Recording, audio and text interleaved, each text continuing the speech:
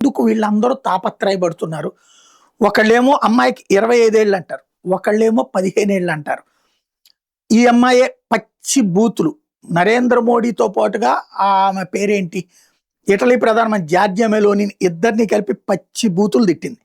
వాస్తవంగా ఈ అమ్మాయికి నీటికి అసలు సంబంధమే లేదు. అలాంటి అమ్మాయి వచ్చి ఈ విధమైనటువంటి కారు కూతలు కూసినటువంటి పరిస్థితి. ఇప్పుడు ఆ అమ్మాయి పని చేసినటువంటి బ్యూటీ పార్లర్‌కి వెళ్తే అంటే వీళ్ళు అమ్మాయి ఏం చెప్పుకుంటుంది, నేను 15 ఏళ్ల అమ్మాయిని అని చెప్తుంది. అంటే మైనర్‌ని అని చెప్తుంది. ఈ అమ్మాయి పనిచేసేది ఒక బ్యూటీ పార్లర్‌లో. బ్యూటీ పార్లర్‌లో నెయిల్ ఆర్ట్ వేసేదట. ఈ అమ్మాయి అక్కడికి ఎందుకెళ్ళిందంటే ఇన్‌ఫ్లుయెన్సర్‌లకి డబ్బులిచ్చి అక్కడికి తీసుకొచ్చాడు అభిజిత్ దుబే.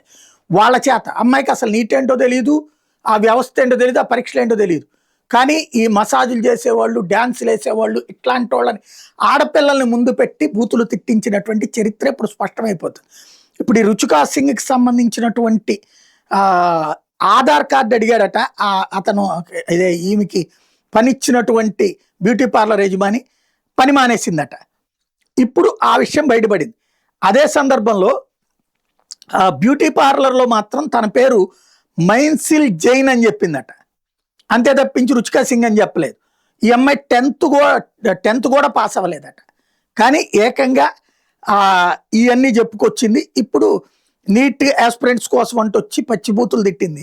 ఇప్పుడు అమ్మాయి మీద కేసు నమోదయ్యేటప్పుడు కొత్త చర్చకి తావిస్తోంది అనమాట.